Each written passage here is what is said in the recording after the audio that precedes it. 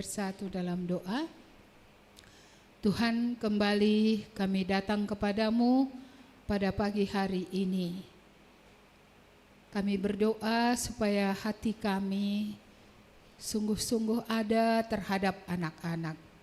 Mari Tuhan berkatilah firman-Mu yang akan diberitakan, agar roh Tuhan sendiri berbicara kepada kami, agar kami sungguh mengerti nilai anak berharga di mata Tuhan. Berkatilah kami semua ya Bapa. Tolong hamba-Mu yang hina, Engkau tolong dia untuk boleh menyampaikan apa yang harus disampaikan dengan kuat kuasa-Mu dalam segala kelemahannya.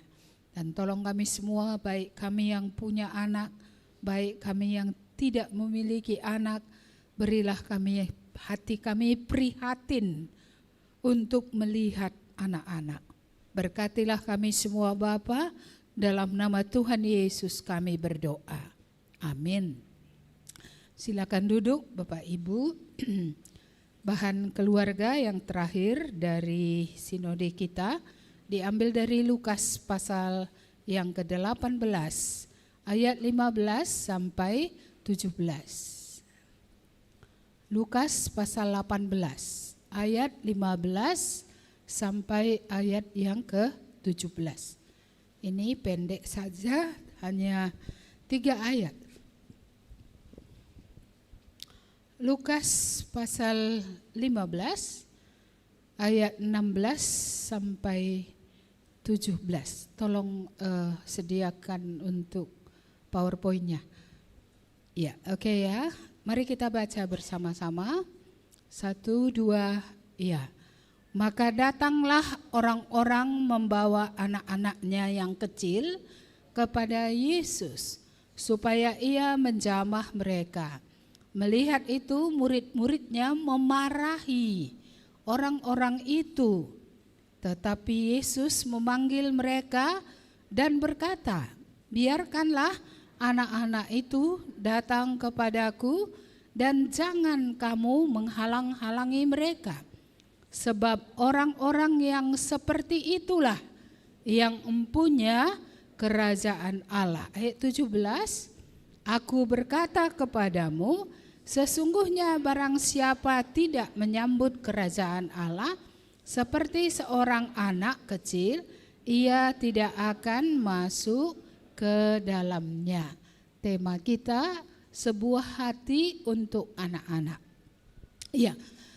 Saya mau mulai dari gambar yang pernah kita pelajari tentang keluarga, karena anak itu biasanya ditempatkan di tengah keluarga dulu, baru nanti ditempatkan di tengah-tengah gereja, komunitas, di mana ya keluarga itu bergereja, iya. Dan juga tentu ada tanggung jawab masyarakat terhadap anak. Ya, di Indonesia ada undang-undang perlindungan anak. Anak itu dihitung dari umur ya dari kecil sampai umur 18 tahun. Itu di bawah perlindungan negara. Ya, ada banyak usaha yang dilakukan untuk melindungi anak-anak. Ini gambar pernah kita lihat. Inilah gambar keluarga, Allah, suami dan istri. Ini kita melihat ini adalah hubungan yang baik. Ketika suami memiliki hubungan dengan Allah, ya, ketika istri memiliki hubungan dengan Allah, maka hubungan suami istri itu pasti lebih baik. Iya, pasti lebih baik karena mereka akan lebih mudah untuk saling menghargai, lebih mudah untuk saling menghormati. Iya. Dan di manakah tempat anak? Ya, mari kita lihat gambar yang kedua. Anak ada di tengah-tengah, ya.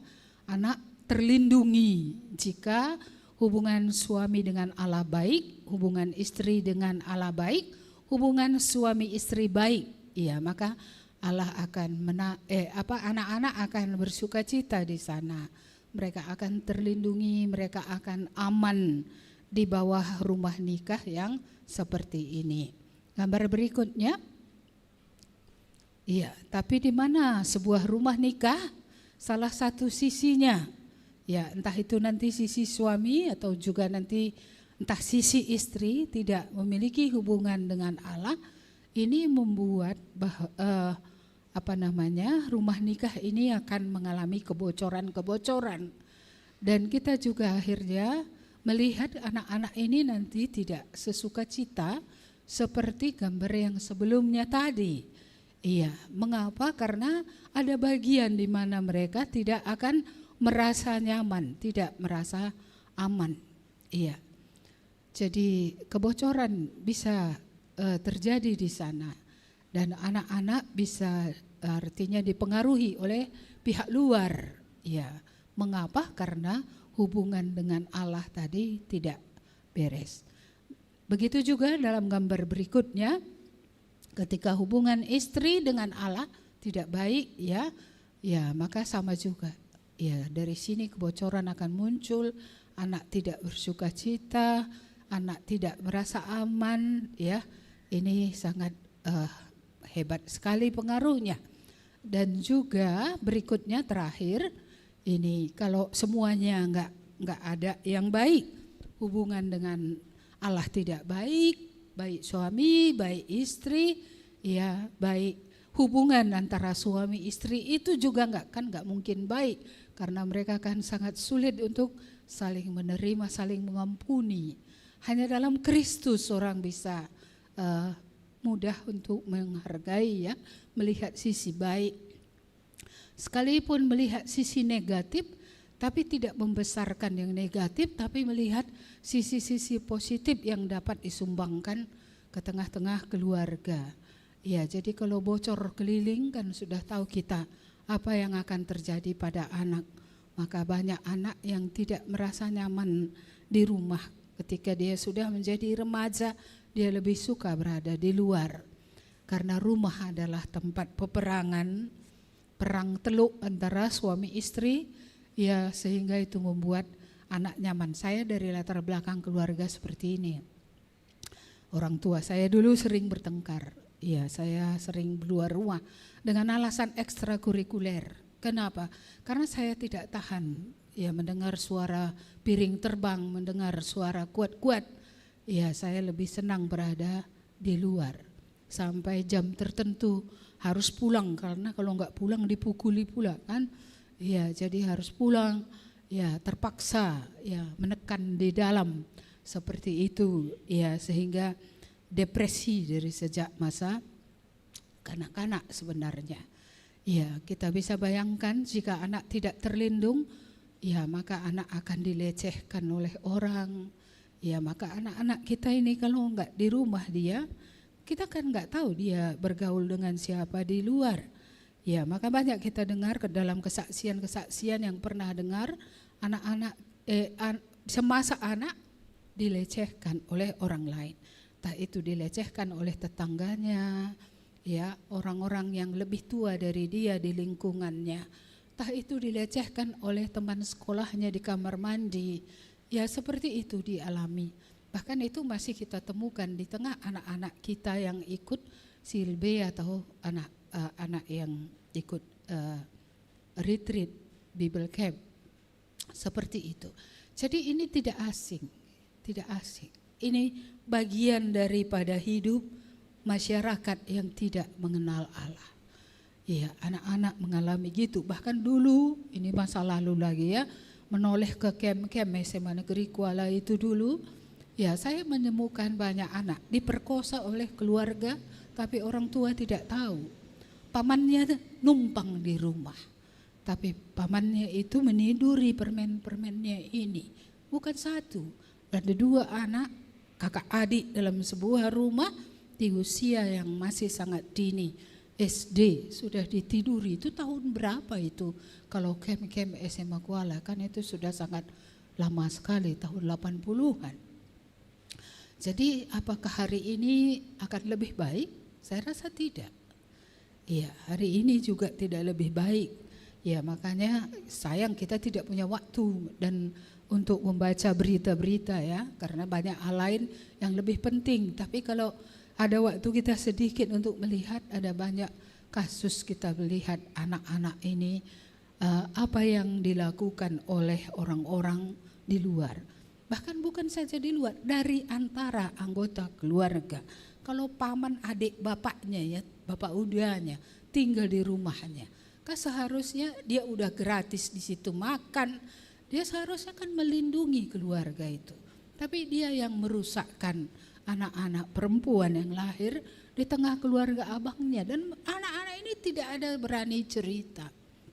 Ya, dan bahkan dalam konseling saya mendengar ada saudara tiri, kadang inilah kerugian pernikahan yang kesekian kali. Saudara tiri meniduri adiknya dari lain ibu, satu ayah lain ibu, itu kan saudaranya ya kan, karena bapaknya satu. Tapi itu pun terjadi juga, dan ini membawa luka yang sangat dalam di hati anak itu, sehingga ketika dia besar dia mau menyerah kepada siapa saja supaya ada yang mengawininya, karena dia nggak mungkin ceritakan kasusnya itu kepada orang tuanya. Dan sering terjadi seperti itu, ada pria yang mengawininya tapi sudah tertanam jauh luka itu di dalam hatinya, bahwa laki-laki hanyalah orang yang membawa kepada kerusakan. Laki-laki seharusnya dibenci tapi dia kawin. Bisa kita bayangkan rumah tangga seperti ini, dia membawa luka yang tidak pernah sembuh. Ya, dan itu berpengaruh kepada suaminya karena persepsinya yang enggak pernah selesai, tidak mengalami penebusan, ya, bahwa semua laki-laki adalah brengsek gitu ya. Ya, jadi banyak kasus-kasus dalam rumah tangga, supaya ini saya sengaja angkat kembali supaya kita mengingat rentannya anak-anak ini ya, yang ada di rumah, yang dititipkan oleh Tuhan di rumah dan sekarang di gereja kita ya. Kalau ada orang ya, artinya di rumah tangga orang tuanya ya, dan juga di gereja itu dititipkan. Jadi gereja juga harus hati-hati dengan anak-anak, karena ada case berapa tahun yang lalu ada anak kita di sini yang seperti itu, karena dia mengalami pelecehan di luar, dia melecehkan juga anak sekolah minggu itu gitu. Syukurlah cepat kita tahu, kita bukan saja berdoa, kita mendekati, kita tangani ya, supaya hal-hal demikian harus betul-betul dijaga sehingga tidak terjadi. Ya, betapa beratnya tugas kita hari ini terhadap anak. Ya, pentingkah anak bagi saudara? Iya, saya rasa bagi masyarakat Indonesia anak itu sangat penting bagi sebagian orang. Bagi sebagian orang anak tak penting, makanya dibuang. Taruhkan di panti asuhan, ya, diletakkan entah di dalam keranjang, ya kan, seperti itu, atau diserahkan kepada orang, ya seperti itu. Tapi bagi sebagian orang anak sangat penting, bahkan berusaha untuk mendapat anak, ya, bahkan mengadopsi anak, ya, sampai bayi tabung segala macam, ya, sekiranya berhasil kan begitu ya. Mereka berusaha dengan biaya yang berat, ya, biaya yang banyak untuk bisa memperoleh seorang anak, iya. Dan ada yang mengadopsi anak oleh karena anak sungguh berharga. Iya, saya artinya menghargai orang tua yang mengadopsi anak, karena ya termasuk ya Musa itu kan diadopsi sebenarnya ya oleh putri Firaun, ya. Tapi syukurlah pengaruh firman yang ditanamkan oleh ibunya pada waktu dia dibuat menjadi inang pengasuh anak kandungnya sendiri, ya. Itu sepertinya tidak terlalu panjang waktunya karena hanya sampai selesai menyusu, tetapi sepertinya itu tidak hilang dari ingatan Musa, sehingga itu artinya membawa kembali, reminding, ya, mengingatkan dia kembali apa yang dipelajarinya dari ibunya, lalu melihat situasi Israel pada waktu itu dia kembali kepada Tuhan, bahkan melihat bahwa Tuhan lebih penting daripada harta Mesir, dari kekayaan Mesir, dari kuasa Mesir yang bisa diwarisinya karena dia sudah diangkat sedemikian tinggi. Ya, Bapak Ibu yang dikasihi Tuhan, oleh karena itu sangat penting ya, kalau ayah-ayah ini enggak bertobat, ini perhatikanlah. Kalau ibu-ibu ini tidak bertobat dengan benar, bukan sekedar bertobat ngaku dosa, tapi benar-benar bertobat dalam arti kata ada tunduk kepada Tuhan, kepada firman Tuhan. Ya, kalau itu tidak ada bencana bagi anak-anak yang dilahirkan. Iya, bayangkan kalau tiap hari suami istri berselisih terus, enggak saling mengerti terus. Ya, saya tahu gelombang itu ya pasti ada juga karena perbedaan-perbedaan, tapi kan masih bisa ada saling merendahkan diri, masih ada saling mengampuni kalau Allah ada di sana. Kalau Allah tidak ada di sana, bagaimana saling mengampuni? Kalau kita tidak beroleh pengampunan, kita akan tetap mengingat kesalahan orang dan tidak akan mengampuni orang. Kita akan menjadi yang keras, kita akan menuntut, kita akan ya menghakimi, kita akan menghukum. Iya. Jadi kita melihat banyak anak menjadi korban rumah tangga. Dia tidak minta dilahirkan, tetapi kita berdoa supaya dia lahir. Dan setelah dia lahir, kita sibuk mencari uang untuk dia. Alasannya untuk anak juga. Kita memperhatikan satu saja, kebutuhan jasmani. Tapi kita tidak perhatikan kebutuhan rohaninya, kebutuhan jiwanya. Kita tidak perhatikan. Ya, sehingga anak ya memang tambah besar secara fisik. Ya, kebutuhan jasmaninya oke, ada, tapi kebutuhan rohaninya tak ada. Tidak ada Tuhan yang dia kenal, yang dia punya hubungan. Ya, tidak ada Tuhan di dalam hidupnya. Dan akhirnya dia berubah menjadi dewasa, banyak tahu firman, tapi kemudian apa yang terjadi jika dia tidak bertobat? Ya, maka kita tahu ilmu tidak bisa menguatkan dia menghadapi dunia. Ilmu tidak bisa meneguhkan dia menghadapi tantangan. Ilmu hanya untuk otak. Ya, ilmu harus mendaratnya di dalam hati. Artinya benar-benar diterima tentang Tuhan itu, tentang kebenaran itu. Iya, maka saya mengingatkan para orang tua di sini atau para kakek nenek yang ada di sini, supaya anak atau cucu yang ditaruh Tuhan di tengah keluarga, kita betul-betul akan memperhatikannya. Teringat dari Alkitab ada yang bernama Lois, ya, iya, ada yang bernama Eunike. Mereka memperhatikan bayi kecil waktu itu. Tentunya masih anak-anak si Timotius ini. Ya, Timotius kemudian ya menjadi besar dan dia kemudian punya hati terhadap firman. Ya, bahkan kita melihat Timotius bertobat. Timotius berakar di dalam firman dan akhirnya di masa muda dia sudah dipakai di usia 22 kalau enggak salah ya. Dia sudah menjadi hamba Tuhan di Efesus. Penatua di Efesus pada waktu itu. Jadi kita melihat tidak sia-sia pelayanan Lois, pelayanan terhadap cucunya, terhadap anaknya, ya, Eunike, terhadap anaknya itu tidak sia-sia. Jadi jangan pernah merasa rugi investasi anak, investasi waktu untuk anak, untuk memperhatikan rohaninya, untuk memperhatikan jiwanya. Hari Jumat di sini ada pelayanan Jumat Gembira. Itu pun kadang ada anak yang tidak diantarkan. Padahal guru-guru itu sudah bersedia menyediakan waktunya untuk anak-anak ini bisa diajari selain di hari Minggu, ya. Tapi berapa orang tua yang punya waktu untuk mengantar anaknya atau bagaimana caranya lah agar anak itu datang. Dan mereka boleh ya semakin mengenal Tuhan. Iya, ini bukan les yang berbayar, ini gratis.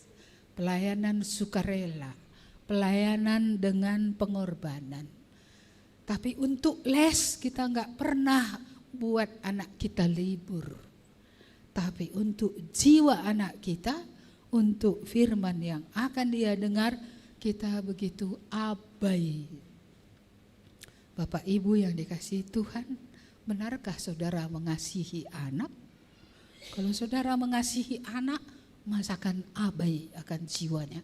Kalau les itu kamu dorong kali dia, harus ikut les, nggak boleh nggak ikut les. Tapi les firman Tuhan 1 kali aja seminggu. Kalau les apa itu berapa kali seminggu? 3 kali ya, ya kan? Tapi kalau untuk firman Tuhan, nakku itu bisa libur. Iya, lebih baik keluar, main apa namanya di tempat yang banyak main-mainan itu. Lupa. Disitulah kalian lebih tahu. Kalau ke situ itu nggak libur. Iya, kalau makan enak nggak libur. Ya, ayo makan enak hari ini kita nggak libur. Iya, tapi kalau firman Tuhan libur. Yang lebih parah, di rumah pun libur. Tidak ada firman in the morning, nggak ada. Oke lah, nggak ada in the morning. At night juga nggak ada. Nggak ada. Malam pun nggak pernah. Demikianlah firman Tuhan, kata bapak-bapak gitu kan. Iya, syukurlah di sini sudah ada yang mulai, walaupun gir-gir dia, gemetar dia, karena belum pernah seperti itu sebelumnya. Mulai dilakukan, kan agak ketir-ketir jantung ini kan. Karena biasa masa lalu, asal sudah seperti itu, istri, kamu saja mak, kamu saja mak, seolah-olah istrilah yang ditetapkan Tuhan untuk mengajar di rumah keluarga. Bukan, imam keluarga itu, nabi keluarga itu adalah bapak, bukan ibu. Walaupun kita tidak pungkiri ibu memiliki lebih banyak waktu dengan anak dan juga benar-benar sebagai penolong akan menolong anak-anak itu ya untuk benar-benar ya belajar tentang Tuhan. Iya, jadi jangan tading te kariye. Sehingga anak-anak kita ini akan menjadi the lost generation, menjadi generasi yang hilang. Secara pendidikan dia bisa nggak hilang, tetapi secara iman tidakkah dia akan hilang? Di manalah bukti kasihnya kepada Allah? Apalah yang dia lakukan untuk Tuhan? Semua yang dilakukannya untuk dirinya semua. Iya, semua, bahkan memang berdoa kepada Tuhan, meminta kepada Tuhan, tapi semua itu untuk kepentingan diri. Tidak ada yang memikirkan kemuliaan Allah, tidak ada yang memikirkan kerajaan Allah. Mari kita kembali ke nats yang sudah kita baca tadi.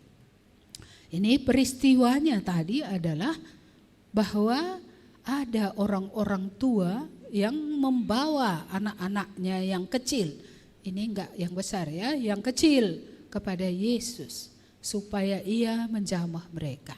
Jadi artinya orang-orang tua ini memiliki kerinduan supaya Tuhan menjamah anaknya, memberkati anaknya.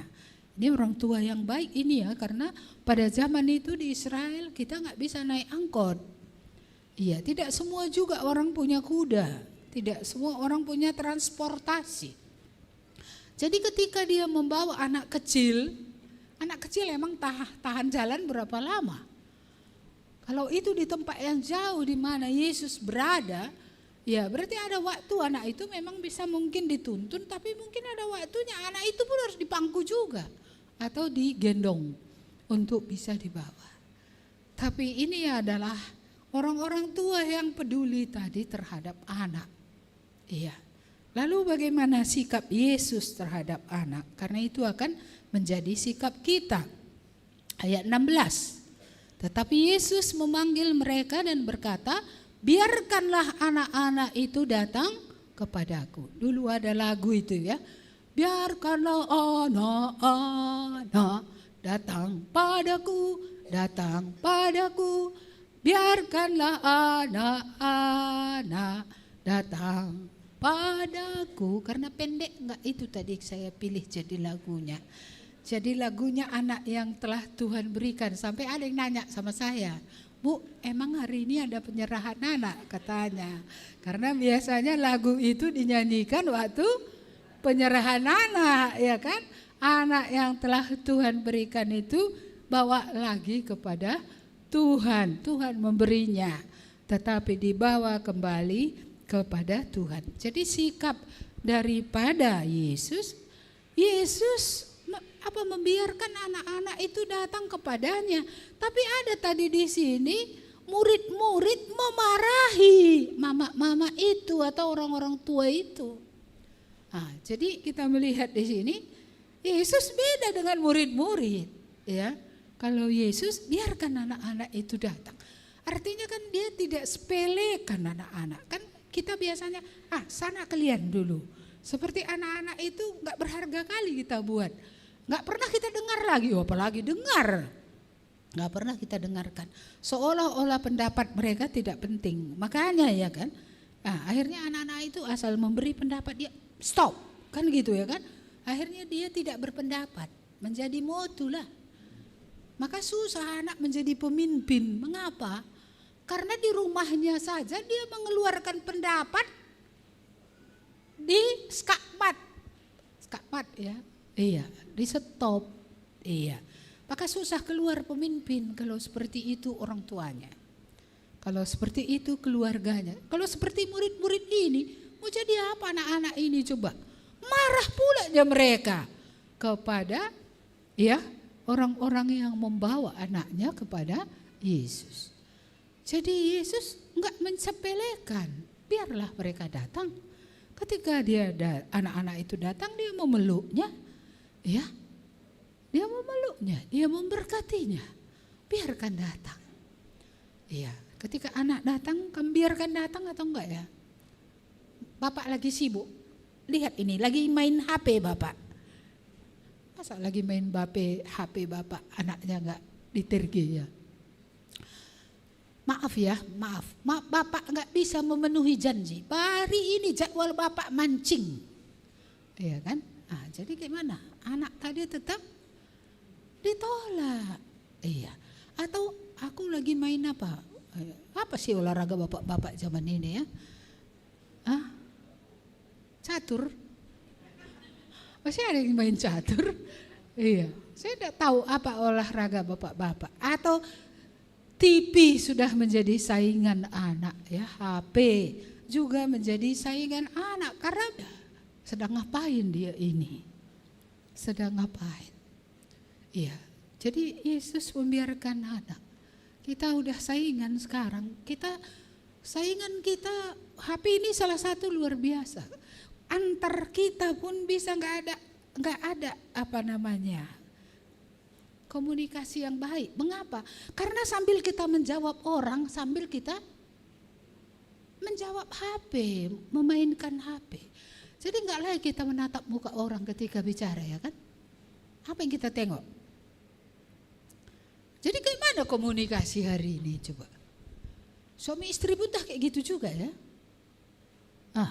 Ketika dia ngomong, "Labonari tetap na ayone begini." Kayak mana Bapak Andre? Iya, kalau Bapak Andre kan nggak terlalu terikat dengan HP ya. Iya, mungkin masih diperhatikannya wajah ya Mama Andre ketika ngomong gitu. Tapi banyak keluarga enggak loh. Mereka makan bersama, makan pun pakai HP. Bayangkan makan. Untunglah nggak berduri kan ya. Kalau enggak kesel dia. Jadi ada waktu-waktunya kayak gini ibadah. Gak usah silent, matikan aja HP-nya. Masa pula gara-gara bunyi pula dia getar dia. Terpaksa lagi lari keluar. Lagi ibadah loh. Hormat sama Tuhan kayak mana kayak gitu. Iya, bahkan ada yang jawab update status pula lagi gini. Khotbah lagi ibadah. Sangat tidak hormat sama Tuhan. Iya. Jadi kita melihat anak-anak ini Tuhan bilang biarkan datang padaku. Dia mengajak mereka biarkan datang. Biarkan datang. Kasih waktu. Kasih tempat buat anak-anak. Iya. Kita kasih tempat atau kasih waktu buat anak atau enggak ya? Iya. Ini mari kita gumulkan ini. Bukan orang tua saja. Ya, kakak-kakak di tengah keluarga, abang-abang di tengah keluarga. Kalau masih ada anak kecil di rumah, beri waktu. Ya, beri tempat, dalam hatimu beri tempat. You care. Kamu harus peduli dengan mereka. Kita tidak hanya memperdulikan makannya tadi sama bajunya, ya. Kita peduli jiwanya. Karena anak itu berjiwa. Anak itu bukan terdiri dari material saja, debu saja. Anak juga terdiri dari nafas Allah. Roh Allah ada di dalam anak. Iya, maka kita harus benar-benar membiarkan anak datang. Tentu ada hal-hal yang serius di mana anak tidak bisa datang, tapi kita beri penjelasan kepada dia. Nakku, tunggu sebentar ya, ada begini. Ya, tapi ingat, jangan setelah itu nggak ingat-ingat lagi. Sehingga janji yang tadi sudah diucapkan menjadi janji itu tidak tergenapi karena tidak ada waktu. Terus yang kedua, selain tadi membiarkan datang, dia tadi memarahi murid-murid itu, ya. Dalam ayat yang 16b dikatakan, jangan kamu menghalang-halangi mereka. Jangan halang-halangi. Jadi perlu perlindungan dari kita, ya. Perlu, ya, kita menolong mereka. Jangan halangi supaya mereka boleh mengenal Tuhan. Kadang anak kita bertanya, ini artinya apa? Sana-sana lagi sibuk. Ya, seperti itu, ya. Ada hal-hal yang mau dia tanya karena anak kan ada umur ingin tahu gitu. Tapi kita terlalu sibuk dengan dapur, dengan menu, ya, dengan pekerjaan dan dengan hobi-hobi, ya, seperti itu. Bahkan ada orang merasa hobinya lebih penting daripada anaknya. Untuk hobi itu dia punya waktu. Untuk anak dia tidak punya waktu. Entah malam mendekati anak. Kalau dia anak laki-laki, mungkin bapaknya bisa ngomong secara pribadi, nakku gitu, ya kan. Atau ada Men's Day, ya, hari laki-laki. Jadi bapak-bapak bawa anak laki-lakinya keluar gitu, ya. Entah makan yang murah meriah karena segala sesuatu mahal kan. Jadi makanan yang murah meriah sambil ngomong dengan anak laki-laki. Supaya mereka ngerti laki-laki itu kayak apa. Ada contoh laki-laki di depannya bapaknya yang bisa dibanggakannya. Iya, jadi harus ada hari-hari seperti itu. Walaupun gak tiap hari tentunya. Ya, entah sekali seminggu. Kalau sekali seminggu itu terlalu berat pula miso, ya kan, entah 2 minggu sekali. Ada hari untuk dengan anak laki-laki. Sama dengan ibu-ibu juga saya anjurkan itu, ya. Nah, bapak-bapak sekali jaga anak dong. Lalu ibu-ibu keluar dengan anak perempuan, iya kan? Iya, jalan kaki, olahraga. Atau itu tadi makan es krim sekali-sekali dengan anak perempuan sambil bercanda, sambil ngobrol. Jadi sambil juga ketika mereka bertanya kita bisa menjawab, menanamkan iman tidak sambil buka Alkitab, tapi menanamkan ketika bersama-sama. Itu yang dikatakan dalam kitab Deuteronomi, Ulangan itu apa katanya, ketika kamu duduk, ketika kamu berjalan. Ya, artinya ketika ada waktu, tanamkan kepada anak itu kebenaran yang Tuhan sudah berikan kepadamu.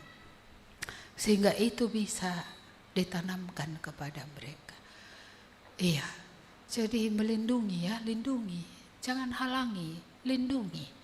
Banyak tadi yang merusak, jangan lupa. Pergaulan di luar sana tidak semua baik. Anak-anak di luar sana gak bisa kita batasi, anak orang. Kita gak bisa batasi ketika anak kita pengen pengakuan orang, mencari teman. Karena mungkin entah yang lain membuli dia. Lalu dia cari teman, orang yang jahat ini cuman baik sama dia. Di rumah gak ada yang baik sama dia juga. Jadi pikirnya inilah kawannya. Akhirnya terjadilah seperti yang saya ceritakan tadi, pelecehan itu. Iya. Jadi ini ya, kalaulah anak itu punya rumah dan di rumah itu ada kasih, ada bapak yang care, di mana apapun akan dia ceritakan kepada bapaknya. Ya, ada ibu yang care sehingga apapun dia ceritakan kepada ibunya, maka bencana yang lebih besar bisa terhindarkan. Iya, tapi kalau semua pada sibuk, ya apa boleh buatlah, memang semua pula sibuk, tapi at least kamu kan punya waktu setelah pulang kerja. Jangan katakan aku sudah lelah bekerja. Panggilan Duh bukan untuk bekerja saja. Panggilan Duh beranak, kalau kamu dititipi anak. Iya, maka kamu juga harus ambil resiko punya anak, konsekuensi punya anak. Yaitu apa? Ada waktu untuk anak. Ada ibu-ibu yang punya anak banyak, menggiliri anaknya satu-satu malam-malam menjumpai di kamar seperti itu. Ya, atau ada waktu-waktu khususnya lah. Ada bapak-bapak, sibuknya dia, padat kali, capek kali, tulang ini sudah lunglai gitu ya. Tapi dia berdoa kepada Tuhan supaya ada kekuatan, supaya dia bisa memasuki kamar anaknya sebelum tidur dan bertanya, iya, bagaimana kamar ini nakku, apa masalah?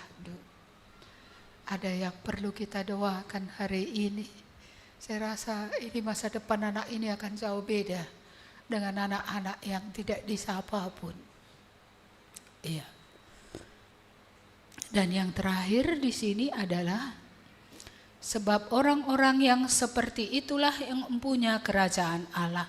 Aku berkata kepadamu, sesungguhnya barang siapa tidak menyambut kerajaan Allah seperti seorang anak kecil, ia tidak akan masuk ke dalamnya. Ya, ayat 17 ini berbeda, tetapi yang penting poin yang terakhir adalah bahwa orang-orang seperti itulah yang mempunyai kerajaan surga. Orang seperti apa ya? Seperti anak. Orang yang kayak mana? Yang polos, yang rendah hati ya. Nah, saya ingin satu poin ini mungkin diambil dari ayat lain.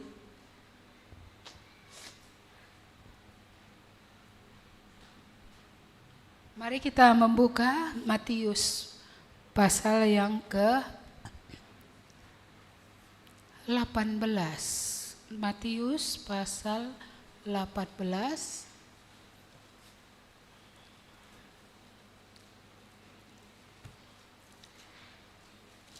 Matius pasal 18.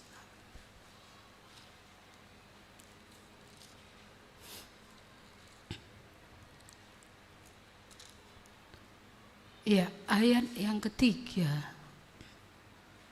sampai 6.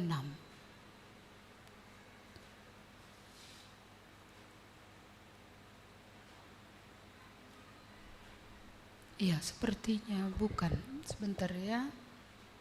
Matius 10 kah? Ini salah tulis saya. Matius pasal 10, coba. Saya salah tulis dalam catatan saya. Yang anak pun bisa percaya, kalau ada yang bisa dapat ayatnya.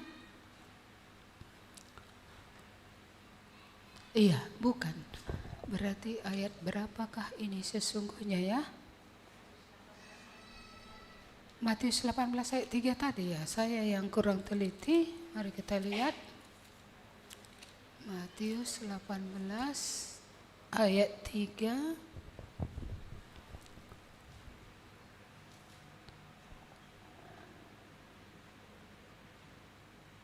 Bukan. Yang isinya adalah anak pun bisa menjadi percaya. Berbeda ini konteksnya.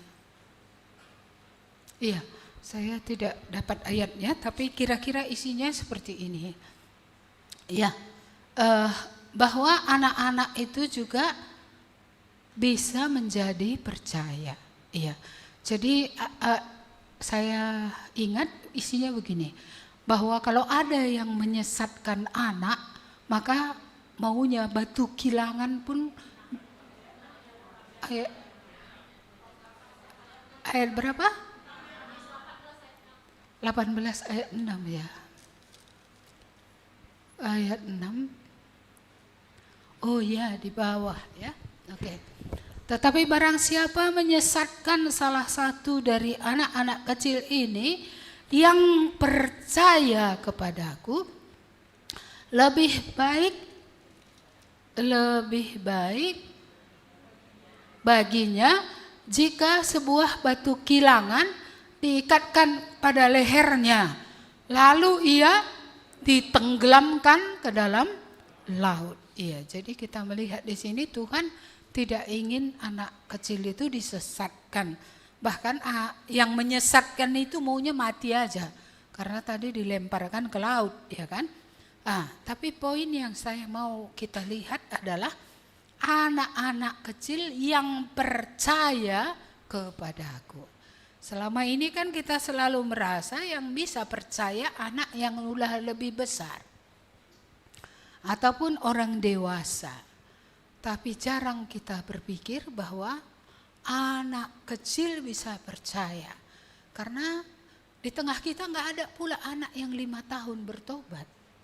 Kita ini yang udah tua-tua ini ada yang 5 tahun bertobat. Atau 10 tahun masa anak-anak susah mencarinya. Tapi saya ingat dulu Pak Richard Sowote pernah di gereja ini berbicara bahwa dia bertobat di usia 5 tahun. Dan bukan 5 tahun itu setelah itu dia nggak ikut Tuhan. Seriusnya pertobatannya itu. Cuma pertobatan anak-anak. Dan dia tetap ikut Tuhan sesudah itu gitu. Dia tetap ikut Tuhan. Lain dengan Hudson Taylor, dia bertobat waktu kecil tapi di tengah masa muda, masa universitasnya dia rusak. Karena pengaruh teman dia menjadi tidak percaya. Tapi ibunya dan kakak perempuannya terus mendoakan dia. Sehingga satu saat Hudson Taylor mengalami suatu situasi di mana akhirnya dia dalam keadaan seperti di kandang babi lah, terpuruk seterpuruk-terpuruknya. Lalu kemudian dia membaca sebuah buku kecil, bukan Alkitab, buku kecil. Dan ketika dia membaca buku kecil ini yang menceritakan arti kematian Yesus, itu membawa dia bertobat. Jadi ketika dia di tempatnya di London waktu itu sedang berdoa kepada Tuhan, kembali kepada Tuhan dalam pertobatan yang sejati, kakaknya dan ibunya yang berdoa untuk mereka, Roh Kudus bicara kepada mereka. Anakmu sudah hari ini datang kepadaku. Ada sukacita besar dalam hatinya. Jadi sebelum dia nelepon ibunya sudah tahu. Dia sudah kembali kepada Tuhan karena hubungannya begitu dekat dengan Tuhan, Tuhan memberitahu kepada dia. Jadi ketika Hudson Taylor bilang, Mama ada berita yang baik gitu ya. Oke, apa itu gitu. Lalu dia bilang, ibunya kemudian bilang, Tuhan sudah memberitahu aku anakku, aku juga bersuka cita. Iya, jadi anak kecil juga bisa percaya. Mungkin ada yang seperti Sowote itu dia terus setia. Dia nggak ada masa di tengah jalan dia kemudian digoncang dan menjadi tidak percaya. Tapi ada beberapa orang seperti Hudson Taylor dan beberapa nama lain yang pernah saya baca, di tengah masa muda itu hilang dia. Lebih mempercayai filsafat karena pengaruh teman seperti itu. Tapi kalau memang ketika kecil itu benih itu sudah ditanam, saya melihat kan ada juga yang berdoa untuk mereka kembali kepada iman yang benar.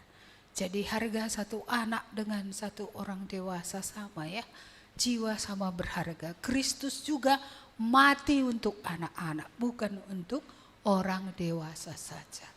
Jadi kalau kita membaca dalam kitab Wahyu itu kan dikatakan orang yang besar dan orang yang kecil ya berdiri di hadapan tahta. Orang yang besar itu bukan maksudnya besar jabatannya, tapi itu orang dewasa. Dan orang yang kecil katanya itu adalah anak-anak yang datang kepada Tuhan, berdiri di hadapan Allah. Dan karena nama-nama mereka tertulis di buku kehidupan di sorga, mereka juga akan bersama-sama dengan Tuhan selama-lamanya.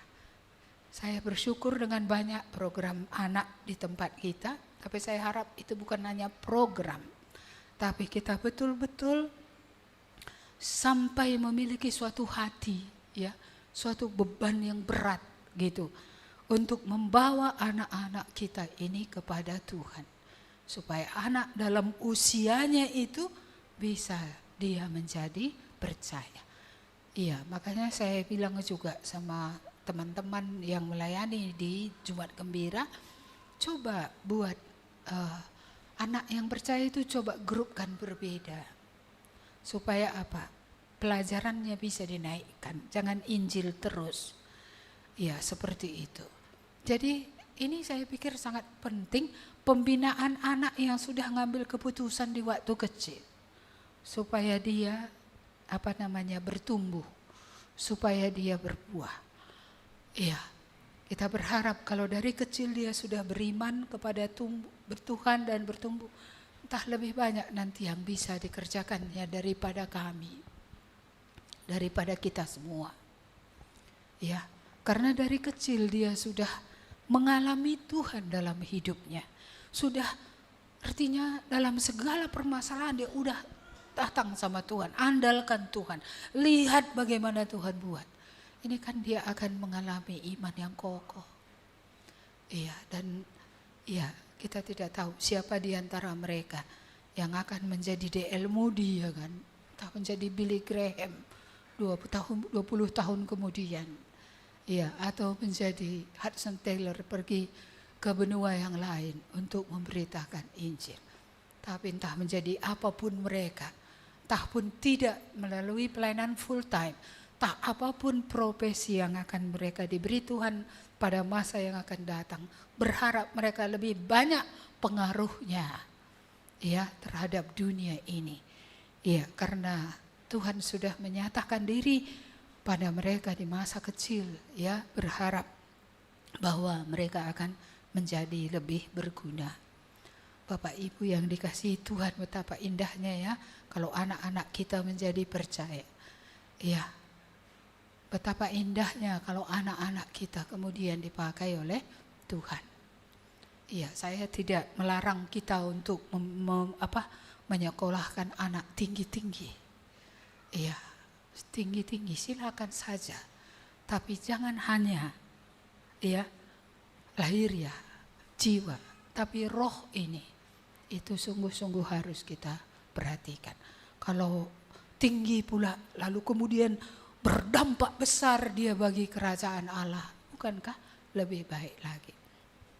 Jadi dibutuhkan orang-orang tua yang percaya, dibutuhkan orang-orang muda yang peduli terhadap anak-anak, dibutuhkan lansia-lansia yang sudah hidup berjalan bersama Tuhan lama, ya, memberikan kepada mereka didikan dan arahan firman Tuhan, supaya anak-anak kita ini menjadi anak-anak yang betul-betul menjadi terang dan garap. Adakah hati kita bagi anak? Mari kita bawa pertanyaan ini pulang. Apakah aku punya hati untuk anak? Kalau ada hatiku, seberapa besar pengorbananku? Seberapa besar waktuku kuberikan? Seberapa besar ya kita punya ya kedekatan dengan mereka? Ya, karena kalau kita tidak dekat, bagaimana kita akan membawa pengaruh? Kadang kan kita bilang maunya beginilah anakku ini, tapi kapan kita dekat? Kapan kita menanamkan benih-benih yang baik bagi anak-anak itu? Jadi inilah firman Tuhan untuk kita supaya keluarga kita dibaharui, kita juga dibaharui, gereja kita semakin serius untuk pelayanan anak. Saya senang dengan beberapa keluarga yang buka PA di rumah-rumahnya untuk anak-anak. Puji Tuhan, ada hati yang seperti itu. Iya, dan gereja juga berjuang 6 kelas loh anak kita sampai usia 18. 12 guru selain guru guru-guru yang dipakai untuk menjadi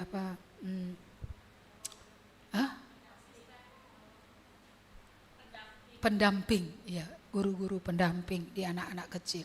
Bahkan kita sudah masuk lagi, saya akan bilang sama Bapak Sam, ada juga masuk ke anak-anak supaya ada figur laki-laki. Iya, lalu juga memberi waktu kepada Mama Gifty, 1 kali 3 bulan gitu ya, masuk ke figur ibu. Iya, dulu ini semua Mama Berli semua ini. Iya, tapi kalau masih bisa juga dia sekali-sekali. Tapi kalau bisa dilatihnya ibu-ibu ini masuk ke anak-anak, saya rasa itu juga baik ya. Juga kalau saya nggak salah Mama Depen ya, iya. Terus di atas juga Firdaus kan saya suruh juga masuk itu supaya dia punya waktu dengan pra remaja atau anak besar ya. Dan untuk remaja Bapak Depen juga masuk sekali sebulan. Ini supaya kita tidak timpang.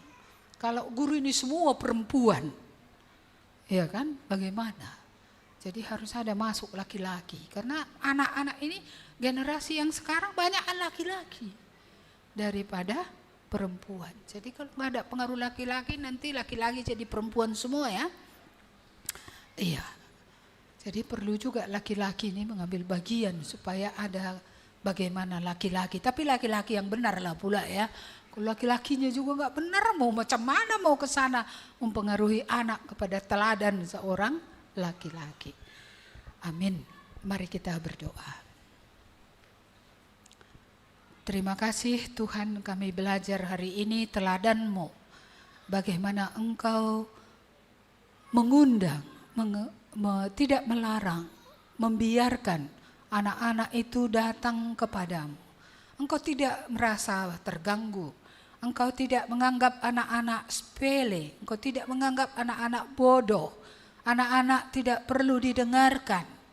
Tuhan, kami bersyukur bagaimana Engkau memarahi orang-orang yang menghalangi mereka datang kepadamu. Bagaimana Engkau menerima anak itu, mengasihi mereka, memberkati mereka ya Tuhan.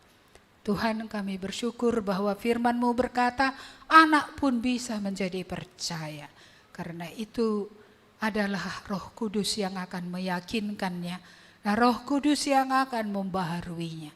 Biarlah firman-Mu tidak kami anggap sepele. Karena Engkau juga mati untuk anak-anak. Supaya hati kami juga ya Tuhan kepada anak-anak ini sungguh kami memiliki hati yang mengasihi ya Tuhan. Kami tidak hanya berjuang untuk kebutuhan jasmaninya, tapi kami juga berjuang untuk jiwanya. Karena apalah artinya anak-anak kami ini juga beroleh seluruh dunia. Itu hanya untuk dunia saja. Tapi mereka akan kehilangan jiwa. Karena itu tolong kami Tuhan memiliki balance dalam hal ini. Kami memperhatikan juga kebutuhan jasmaninya, dan di tengah sedikitnya waktu kami bisa merampas waktu itu untuk kami berikan kepada anak-anak kami.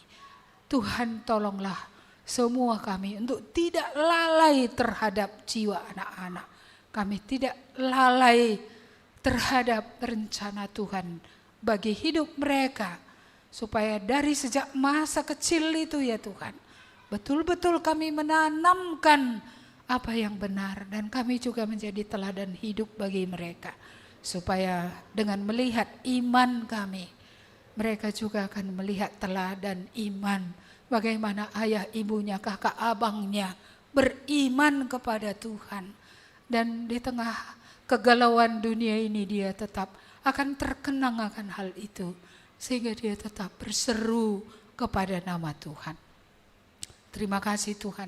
Hamba-Mu berdoa untuk tiap orang tua di sini yang dipercayakan anak, supaya mereka tidak lalai dengan tanggung jawab yang Tuhan berikan, Tuhan percayakan pada mereka. Hamba-Mu juga berdoa untuk kakek nenek di sini, supaya mereka tidak lalai untuk seperti Lois itu membawa cucu-cucunya kepada Tuhan. Kami juga berdoa untuk semua kami, baik anak-anak perempuan, baik anak-anak laki-laki di sini yang belum menikah, supaya sungguh Tuhan menaruh hati juga untuk bukan merusak anak, tapi melindungi anak, menolong mereka, supaya anak-anak itu juga akan sampai kepada pengenalan akan Tuhan.